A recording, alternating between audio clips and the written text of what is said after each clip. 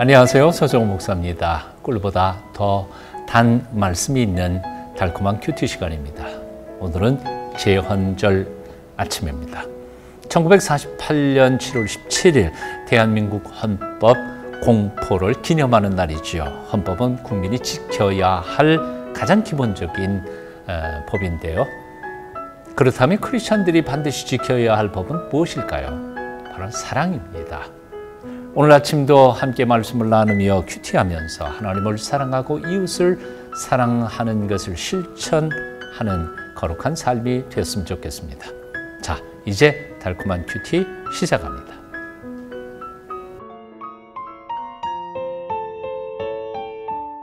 함께 기뻐하라. 빌립보서 2장 18절.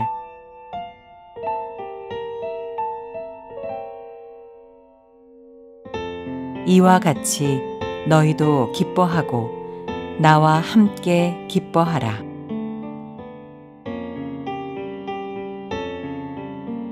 하나님은 우리와 함께 계시는 하나님이십니다. 임마누엘이시죠. 우리 안에 가만히 계시지 않고 우리를 위하여 역사하시고 일하시는 하나님이십니다. 또한 먼저 꿈을 꾸게 하시고 그 꿈을 성취하도록 기뻐하시면서 도와주시는 하나님이십니다. 우리와 함께 계시는 하나님, 그리고 우리를 위해서 일하시는 하나님, 우리에게 거룩한 소원을 품고 성취하게 하시는 하나님, 우리 하나님이십니다. 빌립보서 2장 13절에서 사도 바울은 이렇게 감격하면서 고백합니다. 13절 말씀 다시 한 번 더 읽어볼게요. 너희 안에 행하시는 이는 하나님이시니 자기의 기쁘신 뜻을 위하여 너희에게 소원을 두고 행하게 하시나니. 하나님이 우리와 함께 계신 것을 믿으십니까? 그냥 가만히 계시는 게 아니라 우리를 위해서 역사하고 일하신다는 사실도 믿으십니까? 하나님께서 우리에게 비전과 꿈을 주시고 그 꿈을 이루도록 도와주신다는 사실도 믿으십니까? 날마다 그 은혜를 경험하면서 살아가시는 여러분 다 되셨으면 좋겠습니다. 전능하신 하나님, 살아계신 하나님이 우리와 함께 계시면서 우리를 그렇게 돕고 계신다는 말씀을 들을 때마다 우리는 기쁩니다. 감격합니다. 희망을 가지고 용기를 회복합니다. 그럼에도 불구하고 사실 우리의 현실은 그렇게 만만치 않은 것은 사실입니다. 매일매일 살아가는 삶에 있어서 우리는 구체적인 아픔과 어려움들을 겪게 됩니다. 인간관계가 어렵고 어두운 세상 속에서 믿음을 지키기가 어렵고 빛의 자녀로 빛을 발한다는 것 자체가 어렵고 힘듭니다. 그래서 사도 바울은 이런 세상 속에서 하나님의 백성들로서 어떻게 구체적으로 살아가야 할지에 대하여 14절에서 이렇게 표현합니다. 모든 일을 원망과 시비가 없이 하라. 원망과 시비가 없이 하라. 교회는 어떤 곳일까요? 생각이 다르고 의견이 다양한 사람들이 모여서 모인 모임이 바로 교회입니다. 그렇기 때문에 한 분 하나님 아버지를 모시고 같은 신앙생활을 하고 있다 할지라도 다양한 문제와 어려움들이 발생하는 것은 아주 자연스러운 일이라고 생각이 듭니다. 2000년 전에 성령님이 감림하셔서 비로소 세워졌던, 그리고 사도들이 친히 사역을 했던 초대교회 예루살렘 교회 안에도 사도행전을 주의 깊게 읽어보다가 보면 참 복잡한 문제들이 많이 생겼던 것을 발견하게 됩니다. 그러므로 그 이후에 생겨난 교회들, 특별히 사도 바울이 세운 교회들 곳곳에도 그런 어려움들은 항상 존재하고 있었습니다. 하나님을 믿고 고백하는 사람들, 믿음의 공동체 안에서 왜 문제가 생길까요? 이유는 간단합니다. 우리가 서로 미숙하기 때문이죠. 성숙하지 못해서 그렇습니다. 생각이 미숙하고 믿음이 아직도 어리고 상대방을 포용하는 포용력이 모자라고 상대방을 용납해 주지 못하기 때문에 그런 것이죠.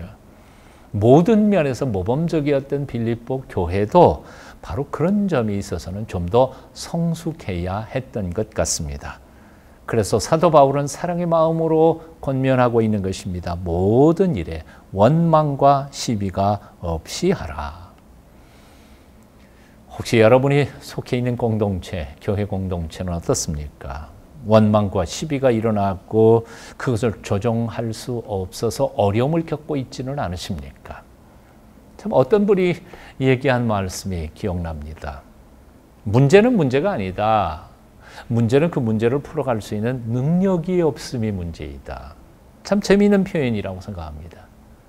사실 그렇습니다. 문제는 문제가 아닙니다. 그리고 세상에 문제가 없는 장소, 문제가 없는 모임, 문제가 없는 공동체는 없습니다. 문제 없는 가정이 있을까요? 문제 없는 교회가 있을까요? 없습니다. 그러면 문제가 뭘까요? 바로 그 문제를 풀어갈 수 있는 능력이 없는 것이 그 공동체의 문제일 뿐입니다. 교회 안에 원망과 시비가 있습니까? 시기, 질투, 다툼이 있습니까? 그것들을 중재하고 함께 풀어갈 수 있는 성숙한 지도자들이 없는 것을 마음 아파하면서 저와 여러분 모두가 다 그렇게 성숙한 하나님의 사람으로 하나님의 영광을 위해서 헌신해야 할 것이라고 생각합니다. 문제를 문제로 여기지 않고 오히려 그것을 하나님이 내게 주신 숙제로 생각하면서 그 문제를 기쁘게 풀어갈 수 있는 성숙한 하나님의 일꾼들로 하나님 앞에 드려지실 수 있기를 바랍니다. 그리할 때 비로소 어그러지고 거스르는 세대 속에서 흠없는 하나님의 자녀로 세상에 빛을 드러내는 그리스도인들이 될 것이라고 믿습니다.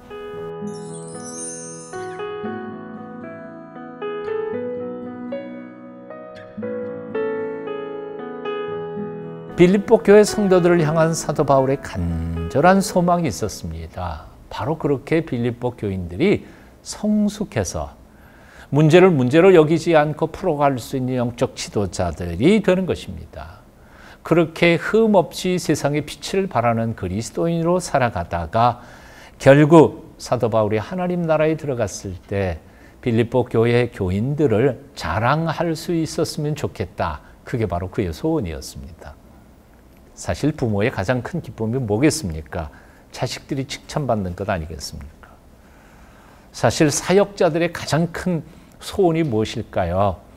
자기가 섬기고 봉사하는 사람들, 그들이 성숙하고 성숙해서 하나님 앞에 칭찬받는 사람들이 될 때 얼마나 기쁘겠습니까? 그날을 바라보면서 사도 바울은 어떻게 보면 아주 끔찍한 고백이지만 기쁨으로 다음과 같은 고백을 하고 있음을 봅니다. 17절, 18절입니다. 만일 너희 믿음의 제물과 섬김 위에 내가 나를 전제로 드릴지라도 나는 기뻐하고 너희 무리와 함께 기뻐하리니 이와 같이 너희도 기뻐하고 나와 함께 기뻐하라. 재미있지 않습니까? 혹시 이 두 절을 읽으면서 기뻐하라는 단어가 몇 번 나왔는지 알아채셨습니까? 예, 두 절 중에 4번 등장합니다. 기뻐하라는 단어가 신약 성경 전체에서 25번밖에 안 나옵니다. 그런데 그 중에 이 빌립보서에서 4장밖에 안 되는 이 짧은 편지 속에 16번 등장합니다. 놀랍지 않습니까? 로마 지하 감옥에서 사도 바울이 쓴 편지 속에 신약 성경 전체가 25번밖에 안 되는데 그 중에 16번을 죽음을 앞둔 노 사도가 쓰고 있다는 것이 놀랍지 않습니까? 자, 근데 그 중에 16번 중에 이 2절에 4번이 등장한다는 거죠. 4분의 1이 등장한다는 겁니다. 도대체 사도 바울은 무엇이 그리도 기쁜 겁니까? 그리고 무엇을 그렇게 기뻐하자는 것입니까?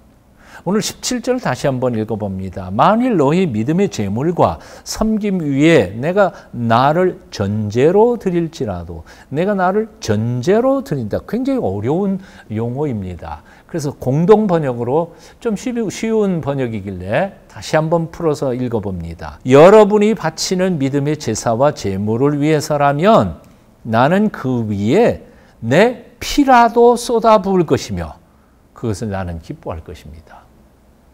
약간은 끔찍한 고백이죠. 사실 이 전제로 드리는 것은 포도주를 붓는다든지 짐승의 피를 부어서 드리는 것이 제사법이었습니다. 근데 그게 아니고 내 피를 쏟아서 여러분의 드리는 제물 위에 내가 쏟아붓는다 할지라도, 그래서 거기서 내가 죽는 한이 있어도 나는 기뻐할 것입니다 하고 고백하고 있는 것입니다. 끔찍한 표현이지만 사도 바울의 간절한 소원을 조금 풀어서 이렇게 읽어봅니다. 여러분이 성숙해서 흠없는 자녀로서 세상의 빛을 드러내는 삶을 살 수만 있다면, 그래서 장차 하나님 앞에서 칭찬받는 자랑거리가 될 수만 있다면, 나는 여러분의 수고 위에 내 피라도 쏟아 부어 제사 지내면서라도 기뻐할 것입니다. 이것이 바울이 표현하고 있는 말입니다. 어떻습니까? 우리는 얼마나 우리 주변에 하나님이 내게 사랑하라고 보내주신 사람들을 이렇게 죽도록 사랑하고 있을까요? 내 피를 다 쏟아 부어 바치는 한이 있어도 나는 여러분들이 성숙하기를 원합니다. 와, 이런 끔찍한 고백을 할 만큼 사랑하는 사람들이 내 곁에 있을까요? 사실 이 말씀은 꼭 목사나 선교사에게만 주시는 말씀은 아니라고 저는 믿습니다. 구역을 책임지고 있는 구역장 혹은 목장, 관리하고 있는 사람들, 목자, 성도들의 성숙을 돕고 있는 모든 이들에게 주시는 하나님의 명령이라고 봤습니다. 예수님께서 맡겨주신 사람들 죽도록 사랑하십니다.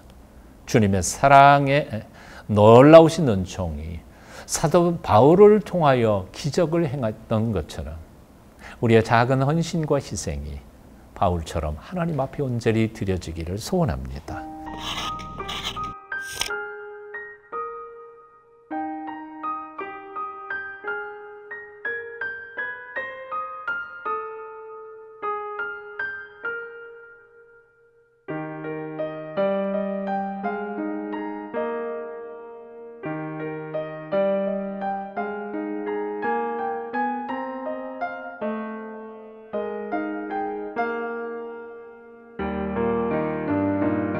오늘도 여러분을 통하여 하나님의 영광 받으시기를 축원합니다. 오늘의 말씀 또 외쳐볼까요? 사랑하자, 죽도록 사랑하자.